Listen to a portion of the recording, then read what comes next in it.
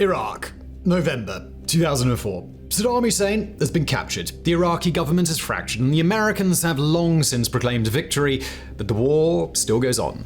In the city of Fallujah, thousands of well-armed international insurgents have gathered together to make ready for battle. The man believed to hide at their center, Abu Musab al-Zakwari, a Jordanian who had very recently been crowned first emir of al-Qaeda in Iraq. The troops who would have to go into Fallujah and find him? 6,500 US Marines backed up by the Army, the Navy, the Air Force, the British, and the Iraqis. Codenamed Operation Phantom Fury, the Second Battle of Fallujah would be the bloodiest of the entire Iraq War, and the bloodiest in Marine history since Vietnam. On today's episode of Warographics, we're going to go inside the battle, why it happened, how it went down, and what, if anything, survived in the aftermath.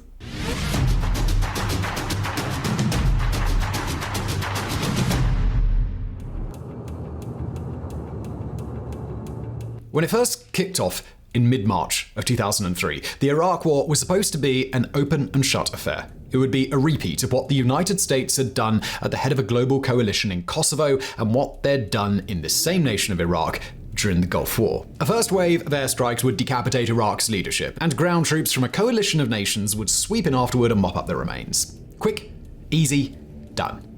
The reality, of course, was anything but. After the early rounds of airstrikes failed to take out Saddam Hussein and his generals, the Western coalition had been forced to go to Plan B in tougher circumstances than anticipated, and while the excess meat of the Iraqi army was overwhelmed rather quickly, its most loyal troops spread themselves out across the country, taking root and becoming conduits for a far more dangerous insurgency.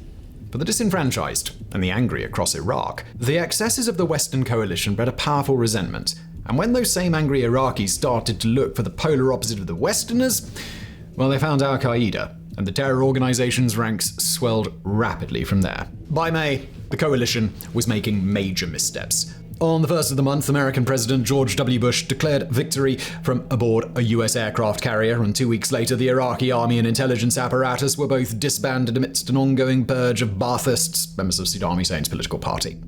As the coalition let its guard down, hundreds of thousands of trained soldiers flooded Iraq in search of a place to go. By the time Saddam Hussein was eventually captured in December of that year, the Iraqi resistance had already become a multi-headed hydra, and one that the United States seemed not to know how to deal with. Just weeks afterward, the United States took its first of several major black eyes across the course of the war. Publicly, the Bush administration was forced to concede that its claims of weapons of mass destruction stockpiles in Iraq had been a farce. Just let me interrupt today's video to talk about our lovely sponsor today, and that would be Keeps. Now look, as you can tell, I know a thing or two about male pattern baldness. My hair ran for the hills a long time ago, and it's not coming back. However, I'm fairly confident that if Keeps had been there back in the day when things had just started getting smooth and shiny for me, it might have been a different story. Keeps is an online subscription service that makes it easy and more affordable for guys like me to treat male pattern baldness from the comfort of their own home. That's right, no inconvenient trips to the doctors or pharmacy that eats time out of your busy schedule. You order online and it will be delivered directly to your door at whatever time you deem convenient. And on top of that, it's affordable, typically half the cost of a traditional pharmacy. Keeps offers clinically proven treatments. According to studies, these treatments are 90% effective at treating hair loss and can increase hair growth by up to 35%. Plus, they have a 2-in-1 gel that's like a superhero for your hair. Most Keeps customers notice results within 6 months of starting treatments. And in addition to great treatments, Keeps also offers hair thickening shampoo, conditioner, and styling pomade, so you can help stop your hair loss and make your hair look good while doing it. Keeps has helped nearly 1 million men keep their hair, with over 4,500 5-star reviews from satisfied customers. Every delivery is non-branded, all in plain packaging, and deliveries are made in plain unbranded trucks, so no need to be embarrassed. It may be too late for me, but it's not too late for you. Halt the loss in its tracks before it's beyond hope, and regrow, refresh, and reclaim your head. For a special offer, go to keeps.com/Simon or click the link in the description below. That's keeps.com/Simon. And now back to today's video. So, by the time we begin to set the table for Operation Phantom Fury, wartime momentum was no longer on the American side. Bogged down and forced to withstand suicide bombings, roadside explosives, and an increasingly hostile population, the United States settled into a defensive posture. They would strike outward, when possible, with raids and small unit actions, but otherwise, they'd try to keep some semblance of control over where they'd already developed a strong presence. And on March 31st, 2004, America's situation went from bad to worse. The attack in question didn't target uniformed American troops, but instead a group of 4 contractors from the private military company, or PMC, known as Blackwater. The Blackwater mercenaries had been a hallmark of American involvement in the war thus far, and one that would only grow with time. But if America had needed any clarification about what Blackwater's symbolic meaning was for the Iraqi population, well, this would do it. On that day, the Blackwater team of 4 was tasked with protecting a convoy of food trucks on their way through Fallujah, a city with a pre-war population of about 250,000. In recent months, Fallujah had become a hive for insurgent activity, and as this particular convoy made its journey, those insurgents chose their moment to strike. As the convoy traversed a major street in a neighborhood loyal to the Hussein government, it was ambushed by a group of masked gunmen who used not just AK-47s, but rocket-propelled grenades, RPGs, to lay waste to the American trucks. Before long, the neighborhood was up in arms, but not against the insurgents. Instead, an angry mob attacked the Blackwater contractors. Within minutes, they'd been killed, their bodies incinerated, and their corpses continued to be attacked by the crowd. As one of the first reporters on the scene, Michael Georgi, would write later, I was taking notes, trying to make sense of the furor, when a boy, who was probably aged about 9, approached. Standing over 2 blackened bodies, he offered to help me out. We hung the others from a bridge. Would you like to see them? I can take you there. The Iraqi public's brutal desecration of the Blackwater contractors' corpses came as a shock to the global West, as more and more details emerged about what had happened, all of which we consider far too grisly to repeat. The horror only grew worse. More news about the US's own abuses emerged, including devastating accounts of American conduct and detainee treatment at the Abu Ghraib prison, and the animus that had led an Iraqi neighborhood of civilians to desecrate American corpses only continued to grow. In the United States, political demand escalated on both sides of the aisle to respond to the deaths of the contractors, less because of a desire to avenge them specifically, but far more to answer the symbolic value of their killings. The response they wanted was a full military incursion into the city of Fallujah. But the incursion they got, codenamed Operation Vigilant Resolve, achieved little. It had kicked off before the news about Abu Ghraib came out and happened contrary to the wishes of US Marine leaders on the ground, who were very much more in favor of surgical strikes to dismantle the networks that had orchestrated the Blackwater attack. Instead, Fallujah got several weeks straight of American fire and fury, with thousands of Marines pitted against a large number of roving bands of insurgents using police weapons to RPGs to machine guns to mortars. The battle was marked by high civilian casualties as well as the widespread capture of foreigners by the insurgents, who alternately executed them or attempted to use them as bargaining chips. The battle made a bad situation worse for the US, who may have had major battlefield success via Marine Scout snipers and small unit tactics, but nonetheless alienated the people of Fallujah and Iraq even worse than they already had. When the battle finally concluded, the US withdrew in favor of leaving Fallujah in the hands of Iraq's interim government, and that lasted for the span of a few weeks at best. By the time the dust settled, the United States' reputation had been further eroded inside Iraq. The Fallujah Brigade that was supposed to watch over the city had given all their weapons away to a new round of insurgents, and those new insurgents had adopted a far more jihadist stance than had previously existed there. Now fighters flooded into the city with impunity, many of them not even Iraqi, but streaming in from other nations across the region. And with them came one Abu Musab al-Zakwari, or at least that was according to American sources. Al-Zakwari was the leader of a group called Jamaat al-Tawhid wal Jihad, which in October of 2004 pledged itself to al-Qaeda just a couple of weeks before the Second Battle of Fallujah began. That group, by the way, would later adopt a different name that you might recognize, the Islamic State of Iraq. Many of its members would go on to fight alongside ISIS a decade later. With over 5,000 insurgents in Fallujah, America desperately in need of a win, and Iraq planning to hold elections in just 2 months' time, the United States decided it was time to end the ongoing problems in the city.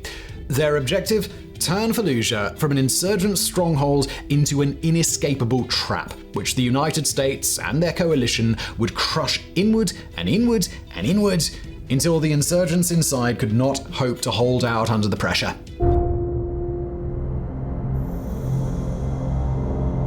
Prior to the start of the battle, the United States had a total of 10,500 troops present outside the city of Fallujah. That number included 6,500 combat-ready Marines supported by 1,500 Army soldiers who would be tasked with carrying out the brunt of the attack. Backing them up, 2,500 Navy personnel, mostly in support roles. Naval and Air Force fighters and bombers would pitch in for the attacks, as well as Marine helicopters and fighter jets. US Special Operations snipers descended upon the city en masse, prepared to support in the fiercest urban fighting that Fallujah would offer. Alongside the Americans were roughly 2,000 Iraqi troops loyal to the international coalition, and although they were of inconsistent and unpredictable combat quality, they would be invaluable in attempts to cooperate with the locals, evacuate civilians, and hold targets that America's elite warfighters didn't have time to bother with. Also on scene were 850 members of the Black Watch, an infantry battalion of the Royal Regiment of Scotland, although they, as well as members of Britain's Special Air Service, would be kept out of the ground battle due to political tensions at home. On the other side of the battle, Fallujah was a mess of insurgencies, militias, and other fighting factions, all of which had a mess of competing loyalties and animosity toward each other. Those groups included Al-Qaeda in Iraq, the Islamic Army of Iraq, Ansar al-Sunnah, the Army of Muhammad, the Army of the Mujahideen, the Secret Army of Iraq, the National Islamic Army, and several others. But despite the wide variety of motivations, beliefs, and shared histories among the groups, they were able to keep infighting to a minimum before and during the fighting. In their arsenal, they had a wide range of high-quality Western small arms, some of which had been captured, and some that had come from the Iraqi police or even the US-led force that had been intended to watch Fallujah after the earlier fighting there. Among their ranks were Saudis, Libyans, Filipinos, Chechens, Syrians, and a wide range of other nationalities represented in smaller numbers. The city in itself would be mercifully emptied of civilians for the most part before the fighting began. All too aware of what had gone down earlier that same year, the people of Fallujah chose largely to get out of town before the fighting began, with no fewer than 300,000 people departing in a span of weeks. American checkpoints were mostly successful in keeping insurgents inside the city, although military-aged men were banned from leaving or entering, even if they were unaffiliated with the insurgents. The US attempted to help the rest of the city's occupants get out, distributing leaflets and relying on radio and audible outdoor broadcast, but several tens of thousands of civilians still remained when the battle kicked off. But it wouldn't just be civilians that the United States would have to contend with. Instead, the entire city of Fallujah would be an indispensable asset for the defenders. Now, on this channel, we've published a separate piece on urban warfare in our ongoing Art of War series, so do check that video out if you'd like to learn more about the inner workings of a battle like this. But look, for our purposes today, suffice it to say that having a large city at one's disposal is typically a massive advantage for a defending army.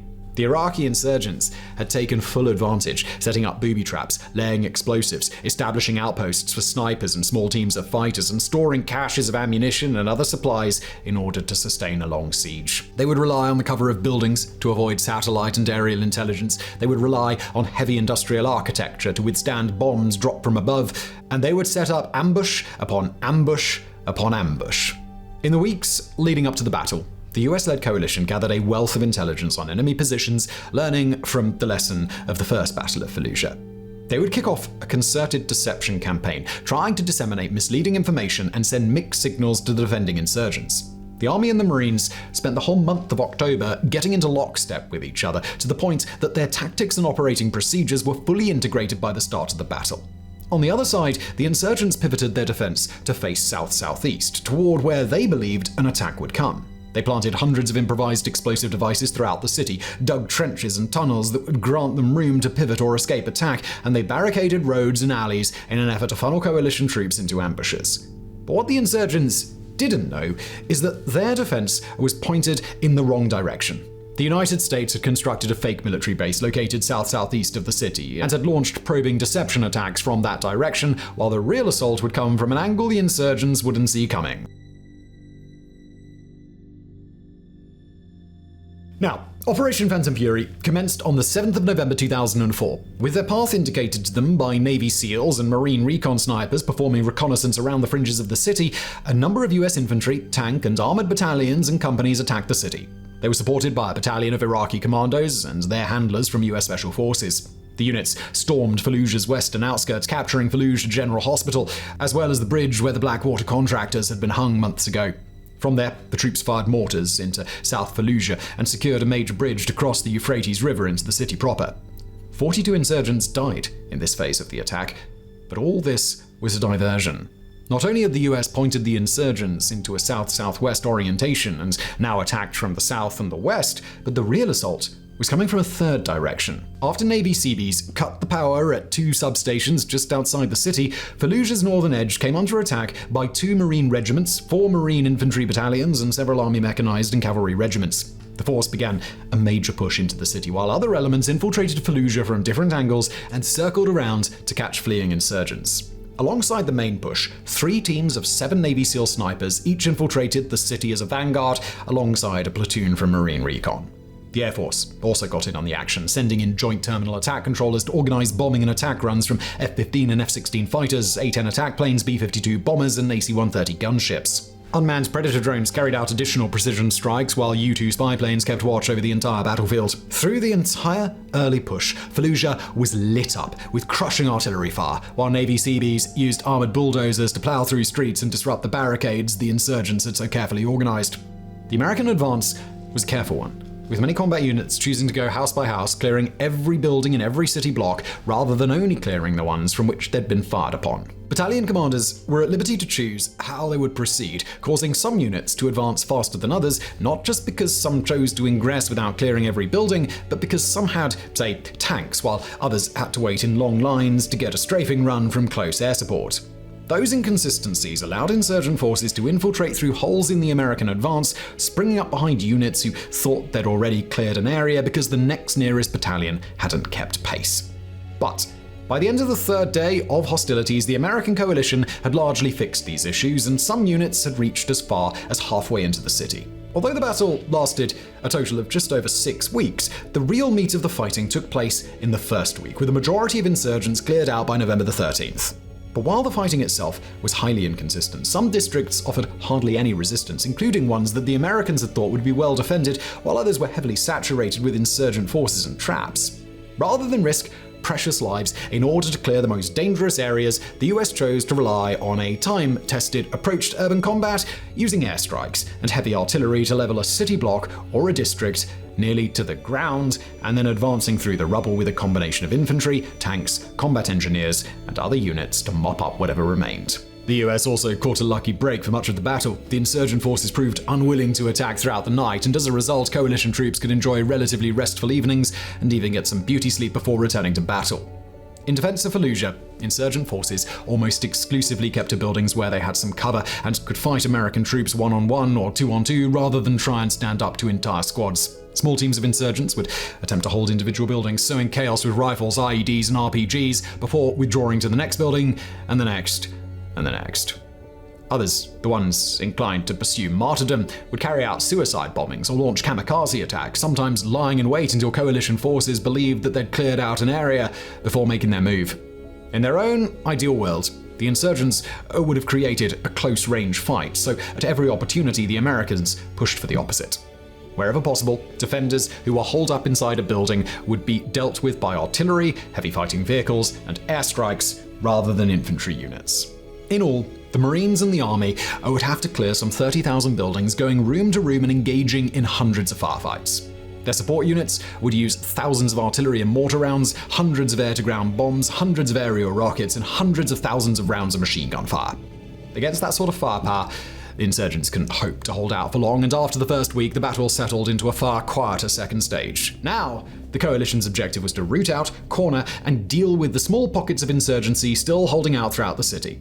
Other troops would then turn backward and dismantle the insurgent defenses that had been set up across Fallujah, defusing IEDs and finding enemy fighters still trying to hide out. Civilians were processed and brought back into the city. Humanitarian efforts kicked off. By the 23rd of December 2004, the Second Battle of Fallujah had concluded. Although the battle would be remembered as a resounding victory for the US coalition, it would also be the bloodiest battle on the American side of the entire war. The United States would see 95 of its troops killed, including 54 who had died during the early days of heavy fighting, and 560 more were wounded. 4 British troops were killed, 10 wounded, while 8 Iraqis were killed and 43 were wounded. On the insurgent side, the totals were far greater. Somewhere between 1,200 and upward of 2,000 were killed, with another 1,500 captured. According to the Red Cross, 800 civilians were killed in the bloodshed, while many thousands of people were permanently displaced. The city of Fallujah was destroyed. Countless homes had been razed to the ground, along with 60 mosques, many of which had been used as emergency ammunition caches by the insurgency. Some 3/4 of the building in the city would sustain some form of damage, with a full 1/5 of them nearly completely destroyed.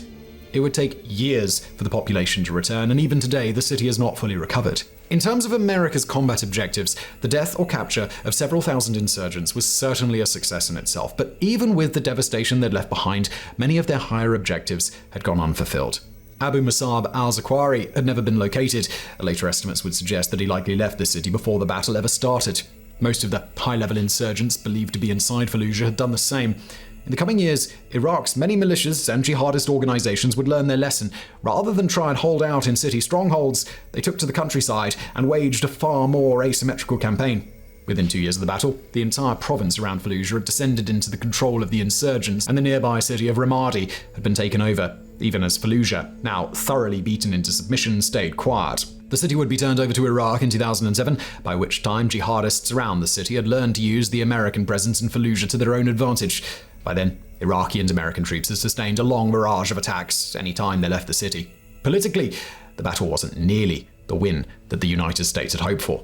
The US and the rest of their coalition drew heavy criticism for their use of white phosphorus during the battle, a substance that melts the skin and innards of those that it's used against.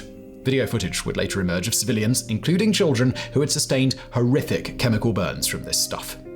Other US troops would face condemnation for their killing of wounded insurgents, their decision to stop fighting-age men from leaving the city, regardless of their affiliation to the insurgents, and the high number of dead civilians. Some estimates ran far higher than the 800 the Red Cross reported.